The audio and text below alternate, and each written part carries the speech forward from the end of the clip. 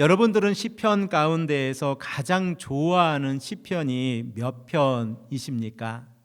이러한 질문에 성도님들께서 가장 많은 대답을 하시는 시편이 시편 1편과 23편입니다. 그리고 대부분의 성도님들께서는 시편의 150편 가운데에서 1편과 23편의 말씀을 암송하고 계십니다. 그러므로 우리가 오늘 시편 1편 1절의 말씀을 생각해 볼 때에 조금 더 친숙함을 가지고 조금 더 깊이 있게 생각해 보기를 원합니다. 우리가 여러 번 생각을 해 본 바와 같이 시편은 연대기 순서로 기록이 되어져 있는 것이 아니라 주제별로 5권으로 나누어져 있습니다. 그러면 5권으로 나누어진 시편은 어떠한 기준을 가지고 5권으로 나누어져 있습니까? 바로 모세 오경의 각 권의 주제에 따라서 이 주제에 따라서 시를 나누었고, 그리고 시편의 150편을 5권으로 나누어서 구성을 하고 있습니다. 그러므로 시편의 1권의 시작인 시편의 1편의 내용이 창세기의 주제와 일치한다고 하는 사실을 우리는 깨닫게 되어지고, 창세기의 주제가 하나님께서 피조물을 창조하시고 난 다음에 어떻게 이 땅에서 삶을 살아가야 하는지를 우리에게 가르치고 계시다는 내용을 우리가 생각을 해보면, 시편 1편의 말씀의 그 시작, 복 있는 사람은 이라고 하는 이 시작은 결과적으로 창조주 하나님께서 원하시는 삶을 어떻게 이 땅에서 살아갈 것인가 라고 하는 질문으로 시작이 되어진다는 사실을 깨닫게 되어집니다. 이러한 의미에서 시편의 1편은 시편의 제3권의 시작인 73편과 더불어서 대표적인 지혜의 시입니다. 지혜의 시라고 하는 것이 무엇입니까? 이 시를 읽고 난 다음에 우리가 참된 지혜, 여호와 하나님을 가까이 하는 지혜를 깨닫게 되어진다고 하는 사실입니다. 그러므로 시편 1편의 말씀 가운데에서 지혜로운 사람이 누구인가라고 하는 이 사실을 우리가 본문 말씀을 통하여 깨닫게 되어집니다. 본문의 시작을 보면 복 있는 사람은 이라고 시작을 하고 있고, 바로 이 복 있는 사람이 지혜로운 사람이라고 시인은 우리에게 말씀을 하고 있는 것입니다. 그러면 여러분들은 복 있는 사람은 누구라고 생각을 하십니까? 우리들은 시편 128편 1절의 말씀을 통하여 복 있는 사람은 여호와를 경외하며 그의 길을 걷는 자들이라고 하는 사실을 깨닫게 되어집니다. 그리고 이렇게 여호와를 경외하며 하나님께서 우리에게 허락하신 그 길을 걸어가고 있다고 하면 이러한 삶이 복이 있는 삶이라는 것입니다. 그러면 우리는 조금 더 깊이 생각을 해볼 때에 여호와를 경외하는 삶이란 어떠한 삶입니까? 경외하다라고 하는 이 히브리어 동사를 우리가 생각을 해보기를 원하는데, 야레라고 하는 이 히브리어 동사가 가지고 있는 의미는 두 가지 의미를 가지고 있습니다. 그 첫 번째 의미는 두려워하다라는 의미를 가지고 있습니다. 우리가 하나님을 경외하는 삶이라고 하는 것은 하나님을 두려워하고 있다는 것입니다. 그리고 두 번째의 의미가 경외하는 모습으로 여호와 하나님 앞에 서다라는 의미를 가지고 있습니다. 그러므로 복 있는 사람이 여호와를 경외한다고 하면 이 복 있는 사람은 여호와 하나님을 두려워하고, 그리고 두려운 마음 가운데에서 여호와 하나님 앞에 서 있는 자라는 것을 깨닫게 되어집니다. 그러므로 시편 1편에서 시인이 말하고 있는 참된 지혜를 깨달은 자는 하나님을 두려워하는 삶 가운데에서 하나님 앞에서 어떠한 삶이 올바른 삶인가를 깨닫고 그 길을 걸어가는 삶입니다. 사랑하는 성도 여러분, 그러면 우리들은 참된 지혜를 깨닫고 하나님의 말씀에 순종하며 살아가고 있습니까? 오늘 본문 말씀 1절의 말씀을 보면 복 있는 사람, 곧 참된 지혜를 깨달은 사람이 피해야 될 세 가지 길을 우리에게 제시하고 있습니다. 우리 다 함께 시편 1편 1절의 말씀을 다시 한번 암송하는 마음으로 읽겠습니다. 복 있는 사람은 악인들의 꾀를 따르지 아니하며 죄인들의 길에 서지 아니하며 오만한 자들의 자리에 앉지 아니하고. 참된 지혜를 깨닫고 복이 있는 삶을 살아가는 성도의 삶을 시인은 세 가지 잘못된 길로부터 멀리 있는 삶, 곧 하나님만을 경외하는 삶이라고 우리에게 말씀을 하고 있습니다. 그러면 시인이 언급하고 있는 복 있는 사람이 가장 먼저 멀리해야 될 그 길이 어떠한 길입니까? 본문 1절의 말씀을 통하여 우리가 깨닫는 것처럼 복 있는 사람은 악인들의 꾀를 따르지 않는 자들입니다. 그러면 우리들은 이 시인이 생각을 하고 있는 악인이 누구인가를 다시 한번 생각을 해 보아야 합니다. 시인은 복 있는 사람의 반대말로 악인이라고 하는 개념을 사용을 하고 있습니다. 그러면 우리가 생각을 해본 바와 같이 복 있는 사람은 여호와 하나님을 경외하는 자입니다. 그러면 악인이란 누구입니까? 여호와 하나님을 경외하지 않는 자라는 것을 깨닫게 되어집니다. 조금 더 구체적으로 복 있는 사람을 우리가 생각을 해보면 여호와의 율법을 즐거워하고 그 율법을 주야로 묵상하는 자라고 2절 말씀에 기록되어져 있는데, 악인이란 하나님의 율법을 가까이 하지 아니하고 지키지 아니하는 자들이라는 사실을 깨닫게 되어집니다. 그러면 피조물인 인간이 창조주 하나님의 말씀에 순종하지 아니하고 그 말씀을 따라 살아가지 아니한다고 하면 인간의 마음 가운데 어떠한 변화가 일어나고 있다는 사실을 깨닫게 되어집니다. 모세는 이스라엘의 백성들이 하나님을 떠나 멀어지는 이유를 교만으로 설명을 하고 있습니다. 신명기 8장 2절의 말씀을 보면 하나님께서 이스라엘의 백성들을 40년 동안 광야의 생활을 하게 하신 그 이유를 두 가지로 설명을 하면서 이 광야의 길을 걸었던 것을 너희들이 기억하라 라고 권면을 하고 있는데, 그 첫 번째 이유를 생각을 해보면 하나님께서 이스라엘의 백성들을 낮추시기 위해서 광야에서 40년 동안 걸어가게 하셨다라고 말씀을 하고 있습니다. 그리고 두 번째 이유를 생각을 해보면 하나님께서 이스라엘의 백성들을 시험하사 그들의 마음이 하나님의 명령을 지키는지 지키지 아니하는지 알게 하려 하심이라 라고 말씀을 하고 있습니다. 그러면서 신명기 8장 3절의 말씀에서 모세가 언급하고 있는 내용이 무엇입니까? 사람이 떡으로만 사는 것이 아니라 여호와의 입에서 나오는 모든 말씀으로 사는 줄을 너희로 하여금 알게 하려 하심이라 라고 권면을 하고 있습니다. 이러한 상황 가운데에서 모세는 이스라엘 백성들이 이제 가나안 땅에 들어갈 것인데, 그 가나안 땅에 들어갔을 때에 그들의 삶 가운데에서 가장 조심해야 될 것이 무엇인가를 신명기 8장 14절에서 우리에게 말씀하고 있습니다. 우리 다 함께 이 말씀을 읽겠습니다. 내 마음이 교만하여 내 하나님 여호와를 잊어버릴까 염려하노라. 여호와는 너를 애굽 땅 종되었던 집에서 이끌어내시고.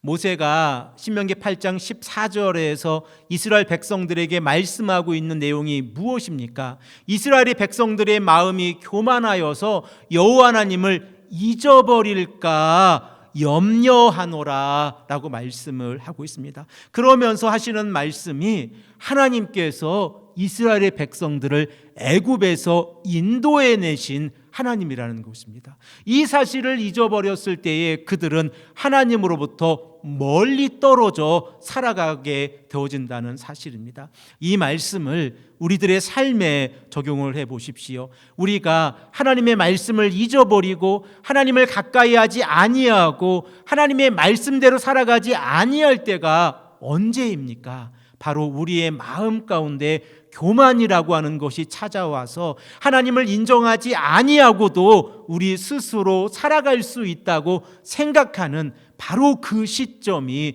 여호와 하나님을 잊어버리는 시작점이 되어진다는 사실입니다. 그리고 바로 그 시작점, 여호와 하나님을 잊어버린 바로 그 순간이 피조물인 인간이 하나님 앞에서 악인이 되어지는 시작점이 되어진다는 사실을 깨닫게 되어집니다. 이러한 말씀을, 이러한 이유를 우리가 생각을 해보면 하나님의 말씀을 따라 살아가지 아니한다고 하면 우리의 마음 한 구석에 교만이라고 하는 것이 자리 잡고 있고, 우리로 하여금 하나님의 말씀에 순종하지 아니하고 우리로 하여금 하나님의 말씀을 따라 살아가지 못하게 하는 그 이유가 교만이라고 하는 사실을 깨닫게 되어집니다. 이러한 의미에서 우리들은 복 있는 사람이 악인의 꾀를 따르지 아니한다고 하면 이 악인의 꾀라고 하는 것은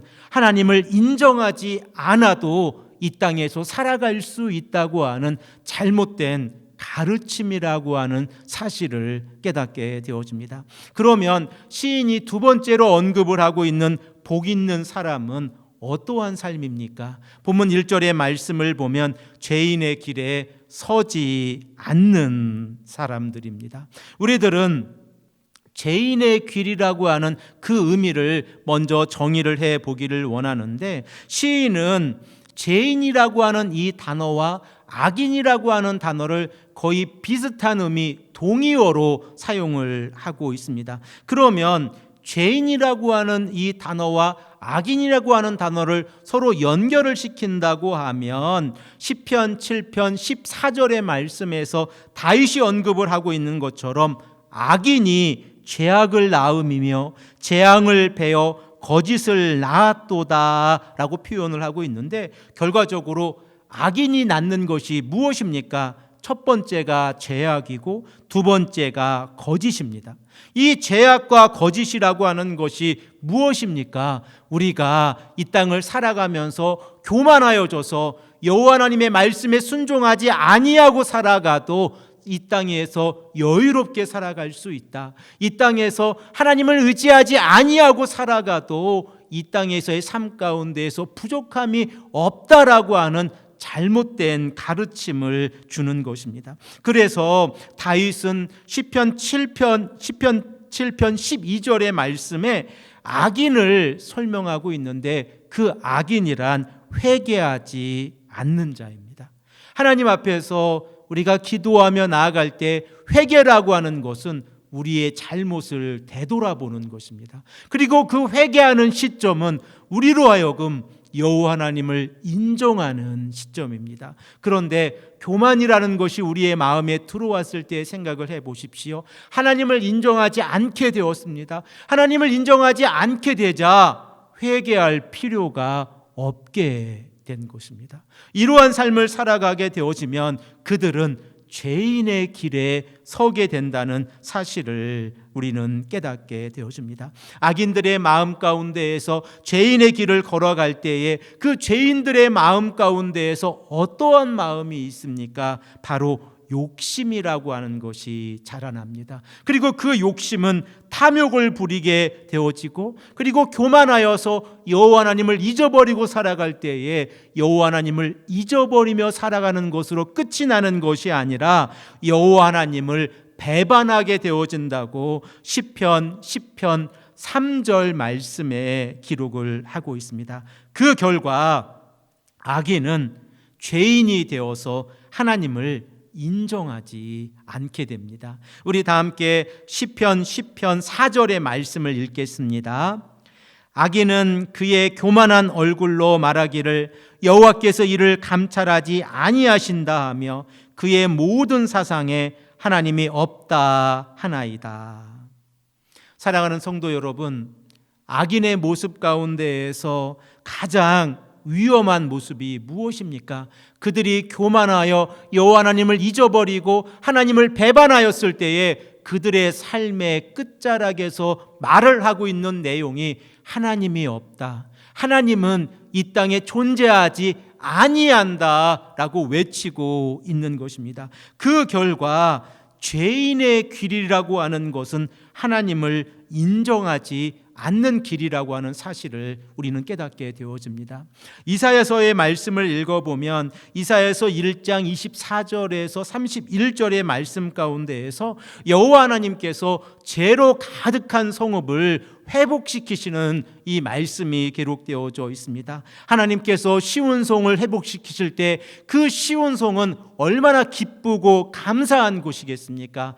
여호와 하나님께서 임재하셔서 그들을 용서해 주시고 그리고 그들을 회복시켜 주시는 모습은 그들에게 은혜의 장소가 되어지고 그들로 하여금 하나님과 더불어 하나님의 잔치에 참여하는 자리가 될 것입니다. 그런데 이사야서 1장 28절의 말씀을 보면 하나님의 구속에 참석하지 못하는 자들이 있습니다. 바로 그들이 누구입니까? 패역한 자들이고 죄인이고 여호와를 버린 자들입니다.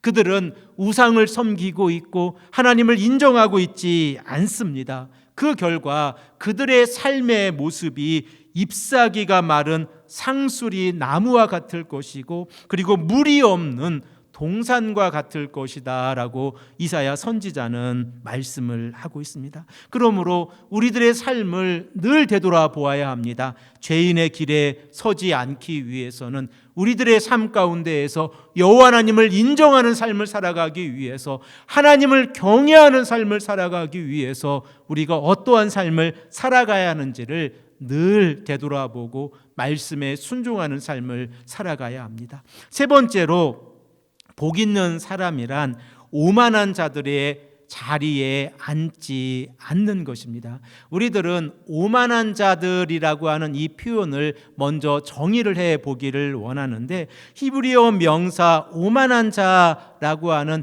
이 명사는 언어, 말과 연결이 되어져 있는 이 의미입니다. 오만한 자라고 하는 이 명사의 동사형을 생각을 해보면 말을 함부로 하다라는 동사에서 시작이 되어졌습니다. 그리고 이 동사가 수다쟁이나 허풍쟁이라고 하는 명사화 되어졌고 그리고 이 명사가 형성화되어지면서 오만한 자 그리고 조롱하는 자라는 의미로 확장이 되어져서 오늘 본문 말씀에 기록이 되어져 있습니다. 그러면 오만한 자들의 자리에 앉지 아니하는 자가 복이 있는 자들이라고 복 있는 자라고 시인은 고백을 하고 있는데 오만한 자들의 자리에서 이루어지는 대화의 내용이 어떠한 내용입니까? 우리가 시편 73편의 말씀에서 생각을 해본 것처럼 시편 73편 8절에서 11절의 말씀을 보면 오만한 자들은 언제나 남을 비웃습니다.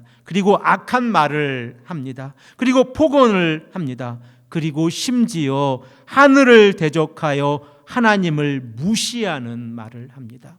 이러한 삶이 오만한 자들이라고 하면 이 오만한 자들의 삶이 얼마나 하나님을 대적하는 삶이라는 것을 우리는 깨닫게 되어집니다.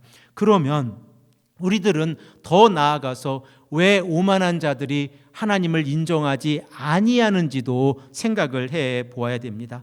오만한 자들이 하나님을 인정하지 아니하는 모습을 생각을 해보면 그들은 하나님 앞에서 도덕적인 판단이나 종교적인 분별력을 잃어버렸기 때문에 그렇습니다. 그리고 여호와 하나님을 인정하지 아니하고 교만한 삶을 살아갈 때에 그들의 삶 가운데에서 다른 사람을 비웃고 비방하고 하나님을 인정하지 아니하는 삶이 일상화 되어졌다고 하는 사실을 깨닫게 되어집니다. 그래서 다윗은 시편 26편 3절에서 4절의 말씀에 주의 진리를 따라 행동하는 자들은 허망하는 사람과 같이 앉지 않고 간사한 자와 동행하지 않는다라고 우리에게 말씀을 하고 있습니다. 사랑하는 성도 여러분, 오늘 우리들은 복 있는 자는 누구인가를 생각을 해보면서 시인이 고백을 하고 있는 이 복 있는 자는 악인들과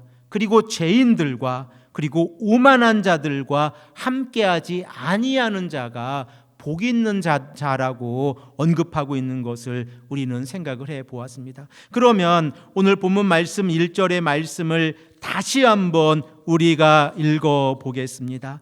복 있는 사람은 악인들의 꾀를 따르지 아니하며 죄인들의 길에 서지 아니하며 오만한 자들의 자리에 앉지 아니하고.